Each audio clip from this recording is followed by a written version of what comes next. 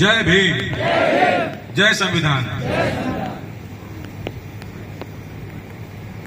बोधिसत्व बाबा भीमराव अम्बेडकर साहब की 133वीं जन्म दिवस के उपलक्ष्य में आयोजित कार्यक्रम में मंचासीन विशिष्ट अतिथिगण एवं प्रमुख वक्तागण, आप सभी का हार्दिक स्वागत एवं अभिनंदन है। इसके अतिरिक्त हमारे सामने बैठे शहर के तमाम गणमान्य व्यक्ति एवं प्यारे विद्यार्थियों, हम लोगों ने बाबा साहब के संघर्षों को जाना है, पढ़ा है और उसके बाद उन्होंने तमाम परेशानियों को झेल कर जो भारत के लिए संविधान बनाया, सिर्फ किसी एक वर्ग के लिए नहीं बल्कि उस संपूर्ण भारत में जो उस समय 40 करोड़ लोग रहते थे उनके लिए संविधान था। बड़ा ही मतलब ये दुर्भाग्य है कि इतने बड़े महामानव कह सकते हैं कि पूरे भारत का जो सबसे ज़्यादा विद्वान पुरुष था, जिसकी जब डेथ हुई उस समय उसकी लाइब्रेरी में 35,000 किताबें थी। आज तक किसी मतलब इतिहास रिकॉर्ड है कि इतनी किताबें किसी की पर्सनल लाइब्रेरी में नहीं है। जब उन्होंने पढ़ाई शुरू की थी उस समय 8,000 किताबें थी। 8,000 कभी काउंट करके सोचिए। अभी मुझे लगता है कि मेरे सबके पास भी 1,000 भी नहीं हुई। और सीखना क्या है कि कितना वो पढ़ते थे और पूरे भारत में बहुत महामानव हुए, भारत में बहुत महापुरुष हुए, लेकिन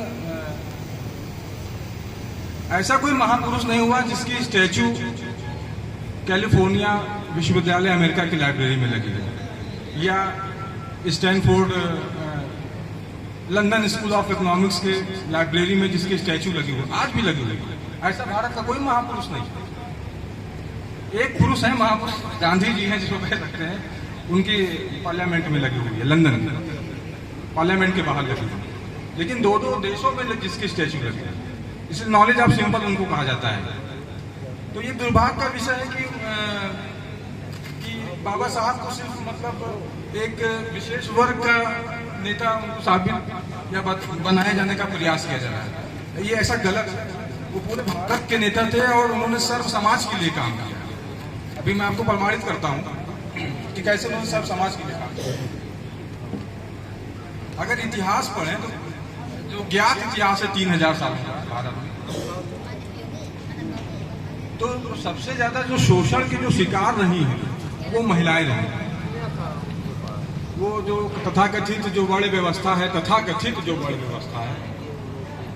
उस बड़े व्यवस्था में वो चाहे ब्राह्मण की महिला रही हो, चाहे वो क्षत्रिय की महिला रही हो, चाहे वो वैश्य की रही हो, चाहे वो शूद्र की रही हो, उनके लिए महिलाओं के लिए कोई स्थान नहीं था।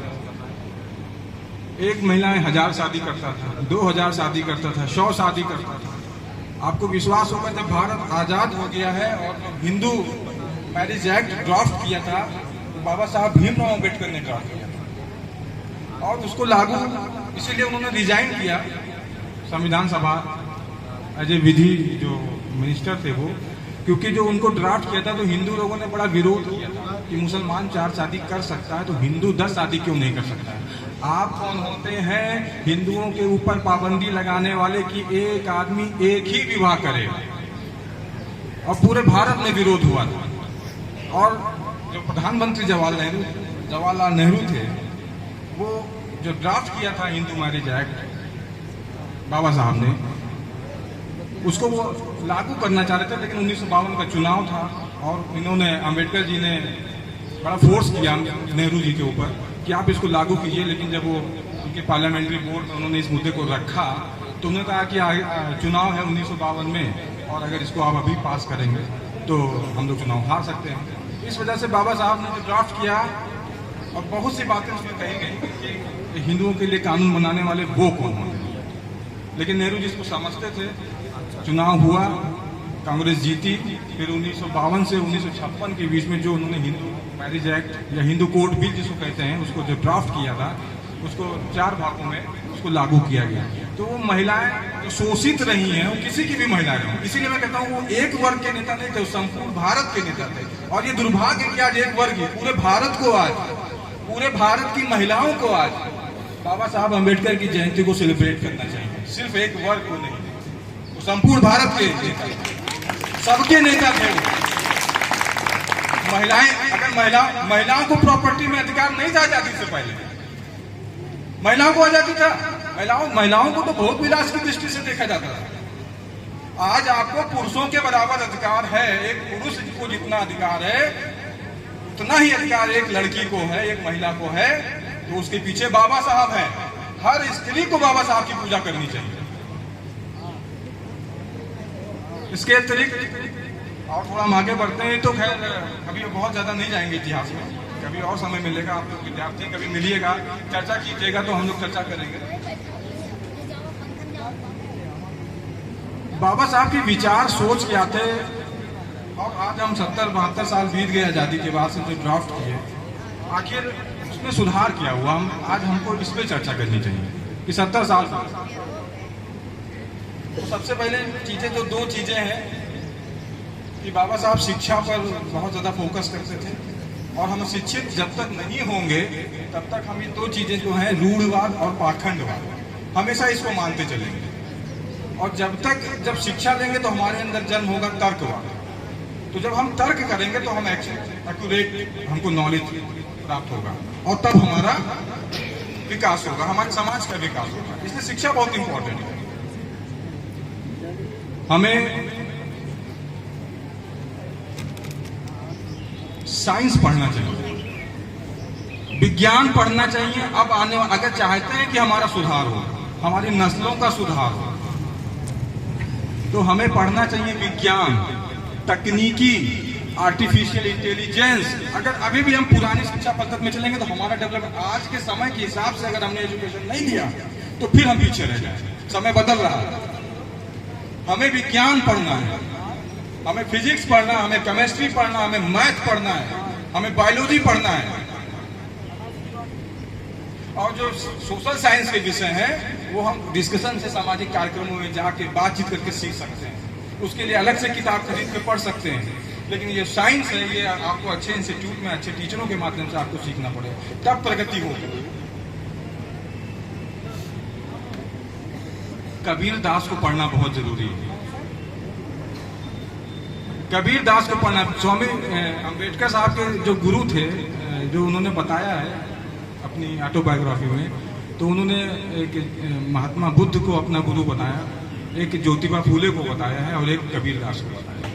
अब बताइए, कबीर दास ने जो लाइन लिखी है कि नहाए धोए क्या भया, जब मन का मैल न जाए, मीन सदा जल में रहे, धोए बात न जाए। कितनी बड़ी बात है। बहुत से आपको पाखंडवादी क्या है, वो आपको दिखाई पड़ेंगे, वो बोलेंगे कुछ और करेंगे कुछ और, ऐसे बहुत से लोग भरे हुए हैं। तो इन सब चीजों से आपको, इसको जब पढ़ेंगे तो आप लोगों को जज कर पाएंगे कि ये बोल तो कुछ रहा है लेकिन कर कुछ रहा है। अब बाबा साहब ने आखिर में, जब अभी बात हुई कि थोड़ा सा 1936 में चले जाते, 1935 में एक आर्य समाज भारत में एक संस्था है, स्वामी दयानंद सरस्वती ने इसकी स्थापना की थी, और उसमें एक ब्रांच है जात पात तोड़ो मंडल। उनका हिंदुत्व पे जोर देते थे आर्य समाजी, और कहते थे कि हमारे यहाँ वैदिक पीरियड में हमारे यहाँ जात पात नहीं थी, हिंदू के नाम पर सब लोग एक थे। तो खैर उनकी डेथ बहुत पहले हो गई थी स्वामी दयानंद सरस्वती जी की। तो उनके जो चेले थे तो वही जात पात तोड़ो मंडल में एक कार्यक्रम किया था, उसमें डॉक्टर भीमराव अम्बेडकर साहब को उन्होंने इनवाइट किया था कि आप इस बिंदु पर कुछ अपने विचार रखें। तो वो तैयार हुए अम्बेडकर साहब, लेकिन जब वो तैयार हुए तो फिर इन लोगों ने कहा कि आपको जो भाषण देना है उसका एक सिनॉप्सिस मुझे दे दीजिए, आप जो बोलना चाहते हैं जात पात तोड़ो के बारे में, उसके बारे में मुझे कुछ लिख के दे दीजिए कि आप बोलना क्या चाहते हैं। फिर उसको हम प्रिंट आउट निकाल के सभी जो हमारे श्रोतागण हैं उनको हम दे देंगे। तब आप बोलिए। तो अम्बेडकर साहब तैयार हो गए, उन्होंने लिख के दिया कि मैं ये बोलना चाहता हूँ। और जब उन लोगों के पास गया तो उन लोगों ने अम्बेडकर साहब को मना कर दिया कि आप मत बोलिए।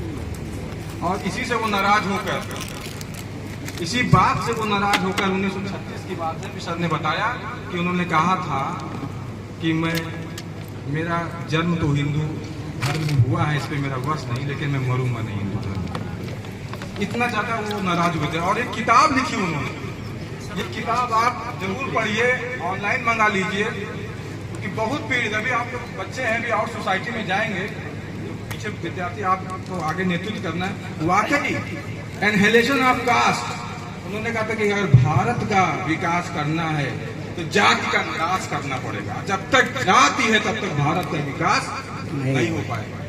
ये किताब जरूर मंगाइए, एनहेलेशन ऑफ कास्ट, इसको पढ़िए, बहुत महंगी नहीं है, फ्लिपकार्ट और अमेजॉन पे मिल जाएगी। बाबा साहब बहुत चुनाव वगैरह लड़े थे, कई बार उनको चुनाव में हार का भी सामना करना पड़ा, बहुत दुखी थे। और तो चूंकि उन्होंने 36 में बात कही ही थी, तो ये हुआ कि अब उनको अपना धर्म तो बदलना ही था। तो उनको धर्म चेंज करने के लिए सबसे ज़्यादा जो ऑफर आया वो सिख, आप सिख हो जाए। लेकिन सिख धर्म में भी जातिवाद की बात है नहीं, अपर कास्ट लोअर कास्ट की बात है नहीं। लेकिन जब आप प्रैक्टिकली जाके देखेंगे तो जो लोग कन्वर्ट हुए थे सिखिज्म में, वो समानता नहीं है, वहाँ पर भी नहीं है। ईसाई धर्म के लिए भी कहा गया कि आप ईसाई बन जाएंगे, तो ईसाई धर्म उन्होंने सिर्फ इसलिए नहीं स्वीकार किया क्योंकि वहाँ पर गोरे और काले कर दिया था। जितने व्हाइट थे वो ब्लैक का बहुत शोषण था, तो उन्होंने कहा कि नहीं, हम ईसाई धर्म में जाएंगे। फिर इस्लाम धर्म की बात आई, तो इस्लाम धर्म में भी देखिए, कहते हैं कि भारत में इस्लाम आया था और नारा दिया था कि कोई जात नहीं होगी, हमारे यहाँ सब इक्वल हैं। लेकिन भारत में भी यहाँ तक आते आते अशराफ, अजलाफ और दलित इसको कहते हैं। तो उन्होंने कहा यहाँ पर कहने को तो नहीं है भाई, अशराफ मतलब सबसे ऊपर जो मुसलमान है, अजलाफ जो उससे नीचे हैं, और उसके बाद दलित है। तो उन्होंने कहा मैं इस्लाम में भी नहीं जाऊँगा। और उसके और भी एक कारण है, जो मैं बता रहा हूँ और ख़त्म भी कर रहा हूँ, काफ़ी देर तक बोलना ठीक नहीं है, अभी बहुत से लोगों को बोलना है। बौद्ध धर्म, अब यहाँ प्रश्न होना चाहिए कि आखिर उन्होंने बौद्ध धर्म क्यों स्वीकार किया? क्योंकि अभी आपने जो ईसाई धर्म के बारे में सुना, तो वहाँ जीसस क्राइस्ट है, वो अपने आप को सन ऑफ गॉड कहते हैं कि मैं ईश्वर का पुत्र हूँ। इस्लाम धर्म की बात अगर आप सुनते हैं तो वो कहते हैं कि मैं ईश्वर का पैगंबर हूँ, दूत हूँ, पैगंबर का मैं दूत हूँ, मैसेंजर हूँ। और बौद्ध धर्म में गौतम बुद्ध ने अपने आप को ईश्वर नहीं बताया है, उन्होंने अपने आप को मानव बताया है और मानव कल्याण की बात की है मानव के रूप में। वो किसी ईश्वरवाद में विश्वास नहीं करते थे गौतम बुद्ध, किसी ईश्वर को नहीं मानते थे गौतम बुद्ध, इसलिए उन्होंने बौद्ध धर्म स्वीकार किया था। कहते थे कि अगर मानव का कल्याण करना है तो सभी मानववाद की भावना से सभी मानव एक समान है, तो इसलिए उन्होंने फिर बौद्ध धर्म स्वीकार किया और बुद्धम शरणम गच्छामि की बात की।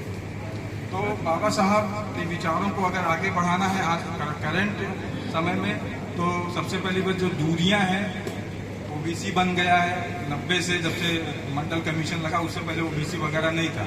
काका कालेकर कमेटी बनी थी, उसकी सिफारिशें लागू नहीं हुई।